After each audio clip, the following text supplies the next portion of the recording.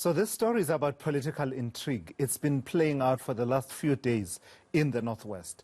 The Northwest Premier-elect, well, not elect, the candidate for the ANC for Northwest Premier, Bushy Maape, is yet to be sworn in.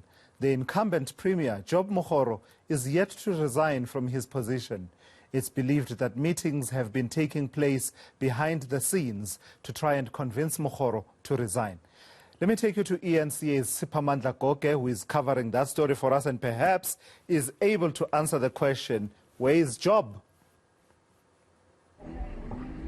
Job is still in his job. He's still the Premier of the Northwest. He hasn't resigned. He's showing the ANC interim provincial committee and the national leadership of the ANC flames. And I can tell you that they are frustrated by his decision not to resign. They would have hoped that by now he would have resigned, but he's not going anywhere. He is staying put. Our sources within the Premier's office in the Northwest telling us that he continues with his responsibilities and duties as the Premier of the Northwest. We've been trying to get a comment from him. Unfortunately, we've been unsuccessful for now because he says he's not taking media interviews. He's only dealing with internal matters of the ANC internally, referring media queries to the ANC, basically saying, well, it's them who said they want me to resign. You go to them and speak to them. I'm busy here trying to run a province. Well, it seems as if the stalemate continues here in the Northwest. Job has not resigned. Bushy Maape is waiting on the sidelines. There is nothing he can do because he's just an ordinary member of the ANC. His own party had just announced its wishes and desires that if and when that vacancy is declared, they will nominate him as the candidate for the Premier. We know that the ANC caucus in the Northwest Provincial Legislature is deeply divided. So for now, political stalemate continues, but the most unfortunate part is that at the center of it, really, this chaos, political instability and uncertainty is affecting the people of the Northwest who are looking forward to service delivery. This province is one of those who have been said to be struggling with service delivery related issues here, issues of water, electricity, sanitation, ailing and collapsed municipalities. All those things are what, preoccupy the minds of the residents of this province. But it seems as if ANC factional battles have taken over. So, Siphamandla, this obviously leaves the interim provincial committee of the ANC in the Northwest with serious egg on their faces. And also, I would say even the National Executive Committee itself is left embarrassed in this particular situation because the IPC had said they are acting on the decision by the National Executive Committee. Are they saying anything? Is the IPC saying anything beyond what they've been saying in the last few days? What are the options they're exploring to try and convince Mogoro to resign? Yesterday, IPC coordinator Hlomani Chauke telling me that, well, there is no crisis. I immediately put it to him that we are downplaying this crisis.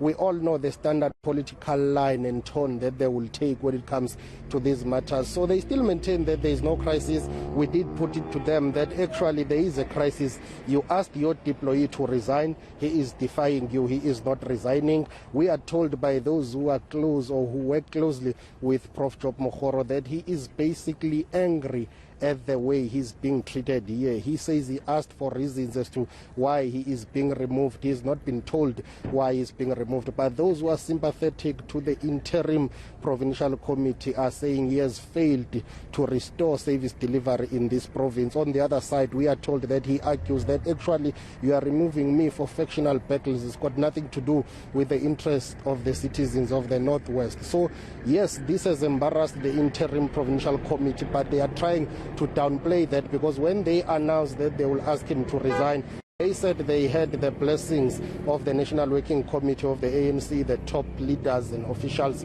of the ANC. So it simply means the provincial interim structure is being embarrassed here, but also officials of the ANC and the national leadership of the ANC is being embarrassed by their own deployee who is refusing to resign. But we have seen this movie before, Thula Sizwe.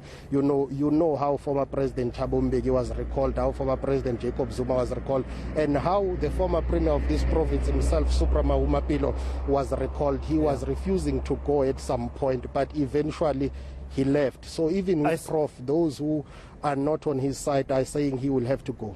Yeah, in fact, you go exactly to my next point, that at the end of the day, you're not looking at a structure that's helpless and helpless in this particular situation, in that they do have the nuclear option of actually passing a motion of no confidence in the Premier, in the legislature. That's an option that they do have. I remember when the recall of former President Jacob Zuma was being carried out by the NEC. One of those options was actually somewhere in the background with the likes of Gwede Mantashe at the time, saying that if he refuses to go, he can't defy the NEC. We could end up with a situation where we simply pass a motion of no confidence, which doesn't require you to have done anything wrong. We've just simply lost confidence in you and you must go. Indeed, it's the same case even in the Northwest. The IPC, we are told, that is running out of patience.